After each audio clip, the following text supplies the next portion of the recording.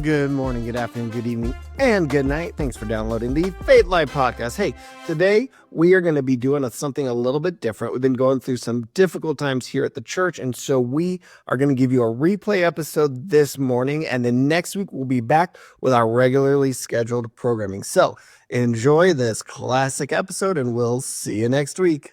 All right. Well, good afternoon. Thank you so much for downloading this podcast. As we announced last week, we are now titled the Faith Life Podcast of Discovery Fellowship Church. With Discovery Fellowship Church. Discovery Fellowship Church. I forgot the with. All right. I'm here as always, Pastor Nathan, your host, with my co-host, Pastor Matt. Hey, guys. And special guest today, my beautiful wife, Alexis Webb. Hey, guys. Okay. We've got some fun topics today, which is why we asked Alexis on here. But we are going to, as always, remind you this. If you haven't done so already, take a minute. Leave us a 5-star review on Apple Podcasts, Spotify, or wherever you downloaded this. It helps us to get, hopefully, seen by a few more people. And if you guys remember, last week I gave you all a little homework assignment. Share this podcast with one person who could benefit from hearing it, but who has not already done that. So, how did that go? Let us know. podcast@dfchurch.com. And if you're listening for the first time because somebody shared this with you, let us know that as well. Email podcast@dfchurch.com. We'll read your email at the end of the show in our listener mail segment, as well as you can suggest different topics or things you would like for us to discuss. But before we jump into our main topic of the show, let us get into the news with our What in the World segment. Pastor Matt has found an article for us today. Pastor Matt, why don't you share what it is that you found while you were surfing around the internet looking for something interesting in the news that jumped out at you? Yeah, so I wasn't looking for this. It found me. That's so special. So yeah, it was, the interesting thing is this article is from January 23rd of 2023. But it says the guy said he had a heart attack and went to hell in 2016. Here's what he saw. And so apparently it was a priest from Michigan. He was a priest? Yeah, he was a priest. Gerald Johnson. He suffered a heart attack, had a near-death experience. What kind of priest? Does it say? No, it does not say. But it sent him somewhere he never thought he'd visit. And so recently he actually went to TikTok and posted some videos talking about it. And so some of the things he said, I wouldn't wish it on my worst enemy. I don't care what he did to me. No one deserves that. Then it says, Johnson claims he saw a man walking on all fours like a dog and getting burned from head to toe. His eyes were bulging, and worse than that, he was wearing chains on his neck. He was like a hellhound. There was a demon holding the chains. And then this is the part that why I'm bringing this up, because this made me laugh. I love it. Johnson heard some music in hell. 2 songs specifically. Normally very upbeat songs, only he says demons were singing these songs to torture people. One of them is Bobby McFerrin's Don't Worry, Be Happy, which is kind of interesting when you think of hell. Some people, you might think of that. Yeah, there you go. You got that on the podcast. I love that. And then the other song, this one made me laugh the most because, Rihanna, her song Umbrella was one of the songs that he heard the demon singing to torture people. Are you going to sing that one too? Under my umbrella. Awesome. Yeah. Yeah, so that just jumped out at you? Yeah. And then can I do one more? I'm going to do one more. Okay. One more? Wait. I want to talk about that one a little bit more. Oh, you want to talk about it? About this? Well, so here's the thing. There's more to talk about? Yeah, because I know we it's humorous, and I like the mental images, but I think it does illustrate if you really were, it doesn't, here's the thing, whenever these types of near-death experiences happen, we should ask ourselves, well, does it match what the Bible says about eternity? And I've been doing some actual TikToks on this. I've got one more to do, speaking specifically about hell. And so I think one of the cultural conceptions is that if a person goes to hell, the demons and Satan are there ruling, and they are there to torture you. Now, biblically speaking, that's not accurate. We know that actually it says in Revelation that the lake of fire was created for the devil and his angels, or the demons, as a place for their punishment. And that's not where they are right now. It's not like Satan is the ruler of hell. The demons don't have authority in hell. They're not there running things as like they like to torture people. Instead, that place has been created as a place of punishment for them. Yeah. In addition to people who have rejected God. And so, yeah, it's kind of a humorous article, but at the same time, I think it illustrates some of the cultural misconceptions about. So yeah, this article tells me more about him, the person who experienced it, because I think scientifically with these near-death experiences, your mind keeps working. Right. It just doesn't have the same operational parameters that it normally does. And so it's kind of like these. My assumption then is he hates that song. Like that song is torture to him. Right. Something happened where he was traumatized by that song. And so he now associates that in like the subconscious of his mind with eternal torment in hell. I like it. Isn't that crazy? So good. All right, Matt, you have one more, then Lex has one that she wants to share. So Matt, what's your second one? All right. So my second one, as many of you know, last weekend marked the end of Splash Mountain at Disney World. Oh, no. I'm sorry to bring up a sad thing, but here's what's fantastic. Immediately, like within minutes of the Magic Kingdom closing, on the last night that ride was open, you go to eBay and you could buy Splash Mountain water. That's amazing. Now, what's great is there are dozens and dozens that I saw of postings. Most of them have the same picture. They're all using the same thumbnail. Is it one person? But it's multiple different like accounts that are selling it, which makes me think it's not real anyway. So sketchy. Also, that water can't really be that special because it was just drained like 2 days prior to it closing. See, I didn't know because they had to fix something. So that water's been circulating through the ride. That Well, water and I gets doubt replaced they all the have time. it that like circulates around that long anyway, right? Right. It's a genius moneymaker. It is. Here's Are the thing. people? Yes, some of them are sold. They range from $20. Now there's a current listing, current as of a couple days ago that I saw it, of over $1,000 for buy it now. Like, what a deal. So how is this verified? It's not. One of them even said it came with a certificate of authenticity. Yeah, but like, do they what have do you do? It's signed by Walt Disney himself. Oh, must be real. Yeah. One of them was honest and said this water was collected when I went on the ride in 2021. Oh, so it's eight. So at least that person is honest. It's aged Splash Mountain water. But then there's all sorts of warnings like do not drink this water.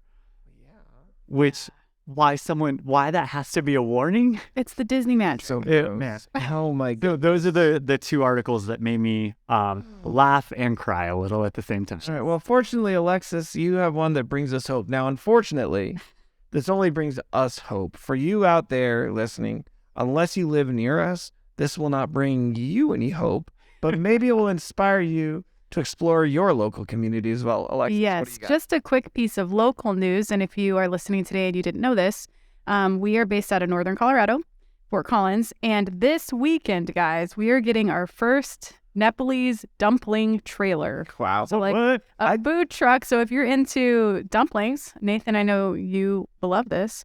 Yeah. This Saturday, 11 a.m. to 7, you can get those in Fort Collins. I saw this article and I thought I need to tell Lex that because she will want to go there. That's why I found it. I know, and then you found it. So that was That's tomorrow. After this podcast is released. That is we So can go tomorrow. tomorrow. we should for some lunch or something. if you are in the area, maybe we'll meet. We'll see you there. That's awesome. I don't know. if Love we it. will. But check them out. Yep. I have no guarantees if they're good or bad, but maybe they're delicious. Yep, the food truck is called Momo's. So you have to scope out. Well, is it Momo the type of food it is. Too. yeah, it's like Yep. That's the name of the people from Nepal call it that. Yes, Right. and this article didn't have a location for the trucks. I know. You'll have to look into it.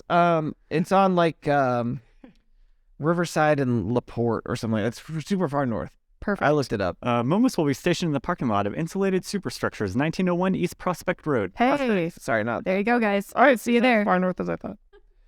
Well, today, as we transition into our main topic of the show, we are going to talk about maybe everyone's favorite topic. I don't know, social media and what it looks like to navigate social media as a Christian. And so, for those of you who don't know, again, I'm Pastor Nathan, and I'm actually the online pastor here at Discovery Fellowship Church. So I spend a fair amount of time in the social media space. Pastor Matt is our next gen pastor, and so he also, because by trying to be where people are, specifically youth, has also spent a lot of time, specifically in like TikTok. Yeah, we're posting weekly to TikTok, Instagram, and YouTube. And then, of course, my wife, Alexis, in addition to being our volunteer worship leader here at Discovery Fellowship Church, Whoop, whoop. is works part-time for the National Safe Boating Council. And she runs, how many different social media platforms are you in charge of? Yeah. So between church, personal, and NSBC, I manage 21 social media accounts across multiple platforms. 21 different social media accounts. That's crazy. So I thought, let's pick her brain as we talk about social media. So the first question I'll ask both of you, should the church even be on social media? Oh, man. Absolutely. Before we kind of like really jumped into social with Discovery, it made me think of when Jesus said, "Follow me and I will make you fishers of men." And then couple that with how the harvest is plentiful, but the laborers are few. So my whole thought, even 5-10 years ago, was we need to be where the people are, even if we don't understand it, and even if we have to learn a new technology or a new method. So that's my kind of take on it. Okay. Go where the people are. That's good. Makes sense. Yeah, and you're specifically asking about like a local church, right? Not like Christians or like this question that you just Let's asked. say both. Okay. Because here's the thing, maybe the question can be for you as an individual who follows Jesus and loves Jesus.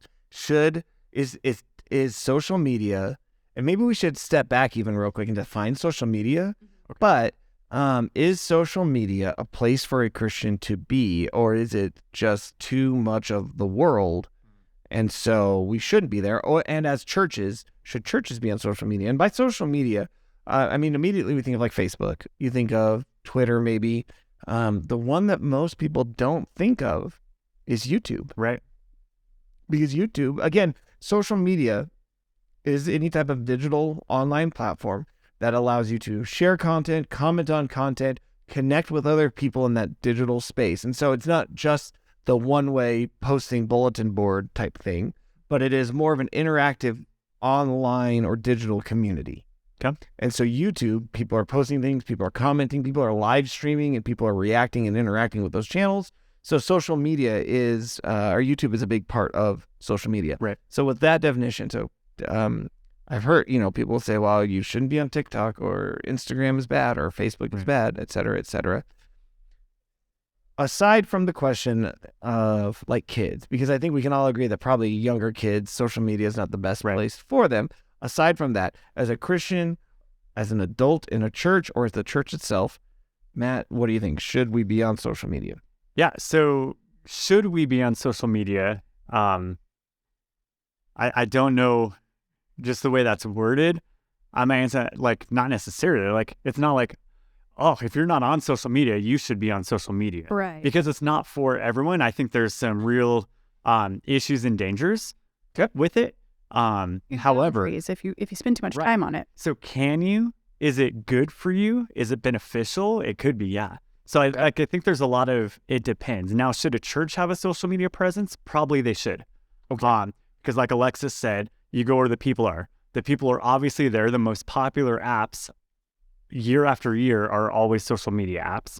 And so if that's what's being used by people, and our job, like Alexis said, is to be fishers of men, I can't, like if I'm fishing in an empty pond, I'm never going to catch anything. Right. So I got to find a full pond to go fishing in if I want to be successful. So that's where social media is going to be. So as a church, yes. Now as individuals, I would say you have to make that decision for yourself, because some people have like addiction problems, and this can be a real problem.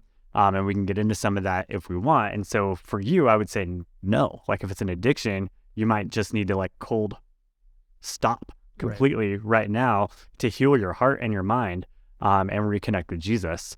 For people who are able to self-boundary, right? And self-regulate that boundary that they set in place. Put it. Then absolutely use it, because it's an incredible tool that can be like, it's a great lure for your fishing rod, if we're going back to that fishing illustration, right? Like it's a really good thing in that sense. Good opportunity to connect with people that you might not normally get to connect with. The issues come when that is all we do. Sure. Right? Because humans were not meant, right. we weren't meant to purely connect via digital mediums, right? There is value and necessity over face-to-face. and like actual, true, deep relationship with other people. I'd And I agree. don't think you can get that in social media. What about with like FaceTime though? You're face to face. I'm just kidding. If you think about it, just to jump in real Yeah. quick, we have the greatest advantage and some of the greatest tools at our discretion that the church has maybe ever had. Like, isn't it Brady Shearer who always says we're navigating the greatest communication shift that we have ever navigated in the last 200 years. 200 years? Sure. Yeah, he says that like every podcast. Yep. So I think, to echo what Matt said, it's all about balance. So I think we need to go where the people are and have some boundaries with that. Speaking of Brady Shearer, just as a side note, he, if you're unaware of Brady Shearer, he runs a company that helps pastors and people promote digital, like he does a lot of online stuff. He helps churches with websites. He does a lot of YouTube videos. He does podcasts to help people navigate this big communicative change we have. Anyway, on his podcast, which is a pretty big podcast, I recently wrote in a letter and it got read on the show, and it was kind of surreal because I was actually, ironically, asking a question about social media and what his opinion was on responding to like online trolls and things like that. And I had included a couple screenshots of a recent interaction. And it was so surreal to be listening to this podcast that I've been listening to forever and have him like referencing these screenshots from our church. And like, it was just a weird moment. But it kind of shows again the power of the digital communication movement. And so I think what I'm hearing from both of you guys when we ask that question, it's this importance of, it makes me think of at least this importance of mission over method, right? Mm-hmm. And so if you are to say a church should not be on social media, I'd like to hear the reasoning why. I'd like to talk through why you would think that if a person were to think that. But my guess would be, and what I would suspect is that there's a prioritization of method over mission. Because if our mission is to reach people wherever they are, Paul says he becomes all things to all people. And that is our mission, is to reach people with the good news of Jesus. Then our methods will change. Our methods will look different. The world today is a very different world than it was 100 years ago, 200 years ago, 500 years ago, all of that. And even then, seeing Paul and his response to when he talked to Jewish people versus when he talked to Greek people at Mars Hill, like his methods were changing drastically. And there was never I don't know. I've heard people who say things like, well, there's a lot of really inappropriate content on social media. There's a lot of bad things happening out there. And I think, well, isn't that then where the church needs to be? Right. Like, shouldn't we flood those places with salt and light? Like, it makes me think, too, of when we're encouraged to be of the world, to be in the world, but not made of the same substance as the world, right? Like, if we abstain and remove ourselves, it creates a vacuum. And so why not use those platforms, even the iffy ones? And again, use discretion, especially with teenagers and kids. But for adults and for specifically a church, like you mentioned, flood dark places with light. How else are they going to hear? It's like, I'm sending you, go do it. It kind of leads then to, I think, a follow-on question of, okay, so we answered the question of, is it okay for me to be on social media? With yes, let's do it. Sure. Within reason. Sure, it's okay. Not required, but okay. Right. So then what are like some do's and don'ts for Christians? Because specifically, I don't think a lot of our listeners are like pastors at a church. Like, they're not leading churches. So we maybe don't need to talk as much about what are some best practices for a church. But just as a Christ follower, what are some do's and don'ts on social media? Like, how can I be a fisher of people? Right. What's that look like? Yeah. So one thing, my mom always says this, and she got it from a show that she liked or something, but when people talk for long enough, they reveal who they are. And so that includes the digital space, right? The things that we post the most about reveal what we're about, what we're passionate about. And so my first encouragement would probably be extremely mindful about what you are posting about, how consistently you're talking about it, your tone. Yes, you can have a tone even in the digital space. The things that you follow, groups, politicians. We just need to be mindful because the things that we post and talk about are evidence of what's going on in the heart and what we're about. I like that. And it's kind of an interesting thing. I was talking with another friend recently, and we were talking about what's called the Dunning-Kruger effect. I don't know if you guys are aware of the Dunning-Kruger effect. The Dunning-Kruger effect is this idea that it's like this crossroads of a person's lack of knowledge or skills in an area and then causes them to completely way overestimate their ability. Like the less they know about something, the more confident they are in that knowledge. Right.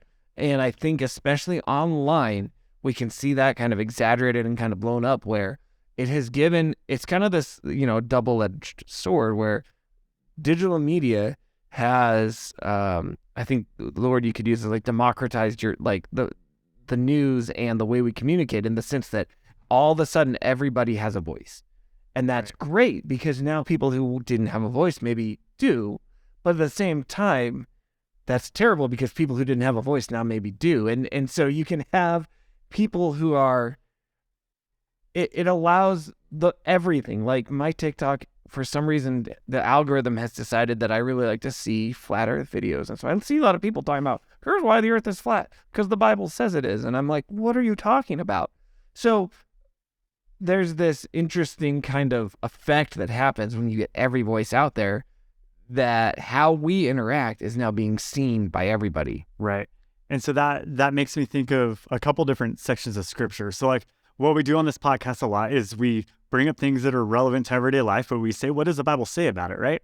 And so specifically with social media, the internet didn't exist back in Jesus' time. Paul didn't talk about this. Crazy. He didn't talk about Facebook and TikTok and Be Real and all those things. And what you can say. So we can't say, well, biblically, social media is good or bad, right? So social media is what it is. It's neither holy nor evil. It's like you mentioned, it's a tool.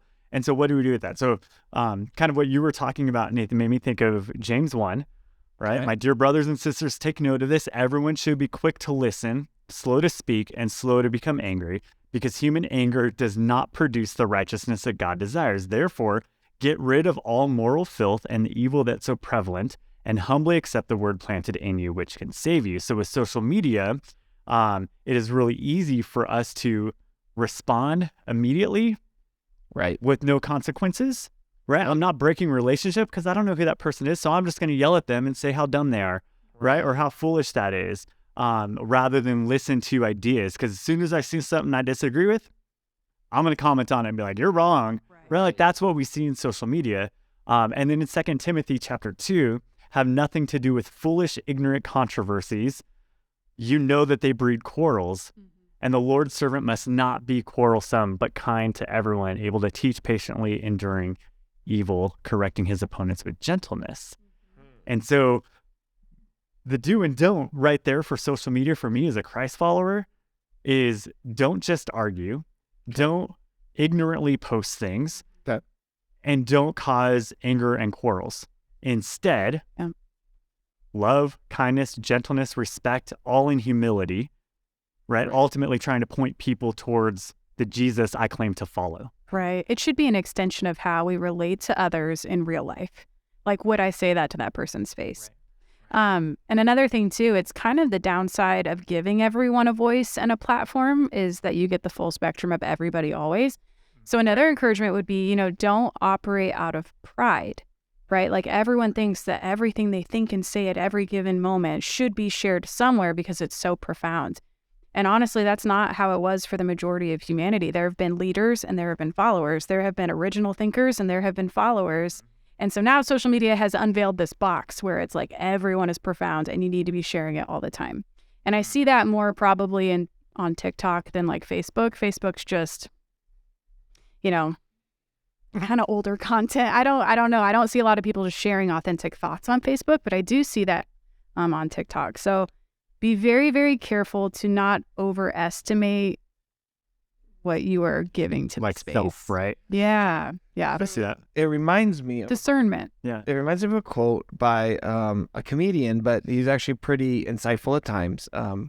Definitely, I will say, because it's always good to clarify, I guess, by quoting this comedian, I am not endorsing this comedian. I'm not saying you should go out and listen to this comedian. Most of his content is incredibly inappropriate. See how careful we're being. We're being very careful to say that. But just like Paul Paul quoted some pagan philosophers at times, right? He quoted Euripides, I want to say. He was not endorsing all of them, and neither am I. But Perfect. they make a good point. So here's the quote from Bo Burnham, and you guys can tell me what you think. Bo Burnham, he said, "They say it's the me generation. It's not. The arrogance is taught or it was cultivated. It's self-conscious. That's what it is. It's conscious of self. Social media, it's just the market's answer to a generation that demanded to perform. So the market said, here, perform. Perform everything to each other all the time for no reason. It's prison. It's horrific. It's performer and audience melded together. What do we want more than to lie on our bed at the end of the day and just watch our life as a satisfied audience member? I know very little about anything, but what I do know is that if you can live your life without an audience, you should do it." What do you think? That's really isn't that good. great? That's a deep thinker. He's a deep thinker, and I think he's hitting something pretty, astute in the way that we function, is that social media is often labeled as maybe the problem, where he says the problem is people. And social media is just an outcome of where technology happened to be in order to generate what people wanted to have happen. I like it for a couple of reasons too. I mean, you get to share creative content ideally, and then there's human connection. Those two are like the highlights if you're in social media or on social media, right? But the downside is like what Bo talked about in that quote and what you're talking about now, Nathan, where like it's even infiltrating down to the younger generations where my 10-year-old and even my 4-year-old are like, "What's up, guys? Welcome back to blah, blah, blah. Smash that like button." And it's like we have to be so careful navigating social media as parents, to where it's like you are not on a stage. Your life is not a play or a movie. People are not always going to be watching you. You're not always going to have 100% fans. That's not the purpose of your existence, right? Well, and that's where some of the downside of it comes, right? It becomes that addiction for that like dopamine hit of when I get that ping, you just got a new like, Which or a there new comment, is or a new a literal like science to Yeah, that. there is. Then there's a couple of movies and documentary type of movies, but yeah, they go into like some of that science behind it. The social dilemma. The social dilemma, yeah. So you watch that and then you burn your phone and you never go on social media Right. again. Right. But I think you have to find that balance, right? So like I have to know, is that a problem for me? Like, am I addicted to that performance, to that response to my performance? Or am I really trying to then, like for Thessalonians, encourage one another, right? Like build one another Right. up with the content I'm producing on social media? So like in all things, your motives have to be pure. Right. And you have to take that to Jesus. Like one thing I thought a couple of years ago was with Christian content creators and influencers, which I don't like that word, but it's like, may we never step on Jesus and use him as our platform. And that's, I mean, the side that we can kind of err into if our motives are not pure. Yeah. You know, like using Jesus. So, I mean, another example of that is having this great Christian quote or like even scripture, and then it'll have the person's name under it. It's like your name should be nowhere on there. And I mean, there's different, branding things and people might do things differently. That's just my opinion, but. Right.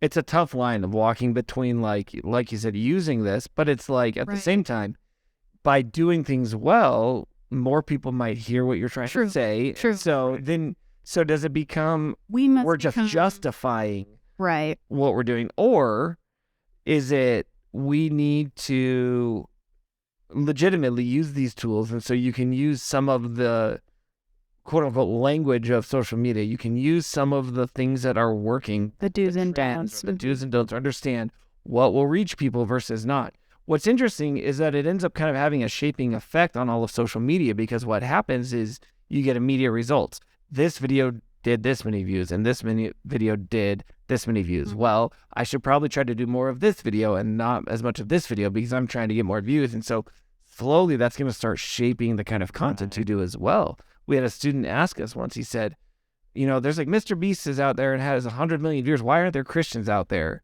with that many? And I was thinking about that, and I thought, I wonder if part of it is because to be genuine, you can't just produce what the people want. And so you'll never really blow up, quote unquote, as much as somebody else, because if you're really trying to follow Jesus, it's not going to always make you popular. Right. I think, too, the gospel, though, is timeless. Whether we're preaching it, teaching it in person at church, through our lives, through our worship, or on social media, you don't have to rely on gimmicks or, analytics in order to boost the content. If your heart is pure, you and God are good, and then you just teach truth, I think you'll reach exactly who he means to. Real quick, I'll throw into it. I love words and definitions. And when it comes to social media, I think of the word ambassador. And what it means is a person who acts as a representative or a promoter of a specified activity. So if we are ambassadors of Jesus in person or online, are we speaking how he would have us speak? Are we acting how he would have us act? Are we kind? Are we loving? Are our responses sarcastic and funny, or are they kind? Right. So yeah, maybe that's as we kind of draw this week to a close, we can kind of talk about. So I know we both said definitely churches should be on it. People maybe one way or another. It's up to you. But as we've talked about it, we've mentioned a lot more negatives than positives. Yeah. So with that, do you still maintain your earlier answer of some people should, some people shouldn't, or should the balance be that most people shouldn't, or where do you find yourselves as we've kind of talked through a lot of the ups and downs of it? I'll give you my answer real quick, Nath. Is our goal to abstain from anything impure or not worth our time? Or is our goal as Jesus followers to engage the lost and the hurting and the broken? That's always going to be inconvenient. And I think that includes the online space. Yeah, so I'd agree with that. I want to be in the world, but not of the world. So I would say social media is part of the world. To be of the world would be me posting some of that terrible content, right? Okay. And doing it all for my own glory, building my own platform so I can be a multimillionaire, right? Fill in the blank with the impure motives. Get all the likes. In the world means I'm on there as a Christ follower, right? I'm on there trying to be encouraging. And yeah, I'm going to post something funny every now and then. And that's okay. I'm going to play games on social media, and that's okay. Yeah. But ultimately, my end game is I want to point people towards Jesus through the way that I live. And I think that means I have to be like real with it, right? Yeah. I don't want to put up some sort of fake, fully filtered life. I want to talk about real things, show the silliness of being a parent and the, dirt of being a parent. But yeah, it's ultimately, this is the world that God has me in, like during this time. And my goal is one day I'm going to die one day.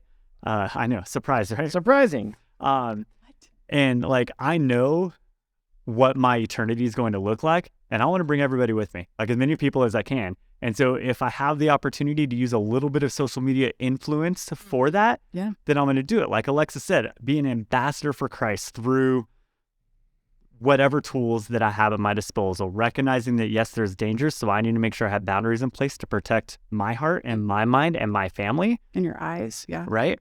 And so, yeah. So with all that, yes, I do still think that I stand by my first answer. Awesome. Same.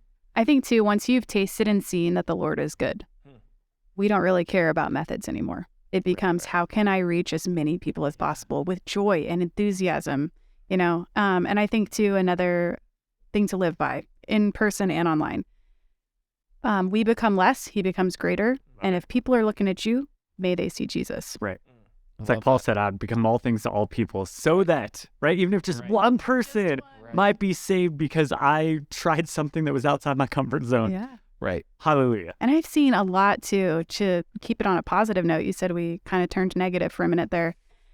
Kid after kid, Gen Z, Gen Alpha, who are like, thank you for sharing this. I've never been to church before. Thank you for sharing the gospel on TikTok. Like, I started going to church because of your video. Those videos, those comments are out there. Good things are happening. Yeah. And again, it's because methodology, we can't be attached to it because it's what we knew during our heyday, right? Yep. Be flexible. Love it. Well, as we bring up this episode to a close, I want to again thank Alexis for joining us today. Thanks for having me. Thank Pastor Matt, as always, for being with us. We do not have any listener mail today. I'm very disappointed, guys. So right now, stop what you're doing, pull your car off the road or crashing off the road. I don't know. Whatever. Please Don't Don't do that, guys. Stop driving first. So Nathan, remember what we talked about with social media? It's same with our podcasts. Okay. Keep it encouraging. Pull the car over if you're driving. Don't do this while driving. But email us at podcast@dfchurch.com. Let us know.